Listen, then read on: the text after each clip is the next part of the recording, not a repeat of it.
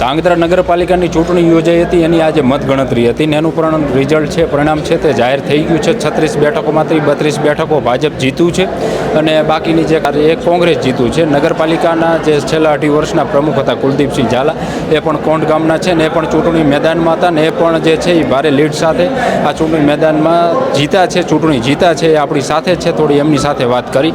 આમ તો 2.5 વર્ષ છેલ્લે નગરપાલિકાનું શાસન તમે સંભાળતા હતા અને આ વખતે જે છે તમે પણ ચૂંટણી મેદાનમાં હતા, સારા મતે જીતા પણ છો અને 36માંથી 32 બેઠકો પણ ભાજપ જીત્યું છે. શું કહે છે?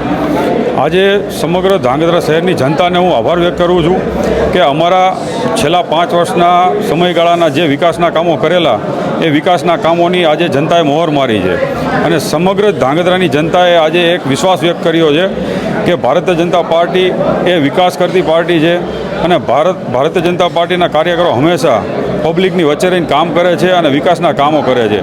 આજે નગરપાલિકામાં 36માંથી 32 સીટ અમે જ્વલંત વિજયથી પ્રાપ્ત કરી છે, તો હું સમગ્ર જનતાનો આભાર વ્યક્ત કરું છું. તમે કીધું ને 36માંથી 32 બેઠક જીતા, એમાં અગાઉ કંઈક બિનહરી પણ થઈ હતી 10-11 બેઠકો.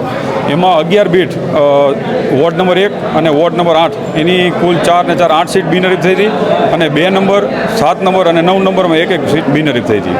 તમારો કેટલા મતે વિજય થયો છે? કયા વોર્ડમાંથી તમે મેદાનમાં?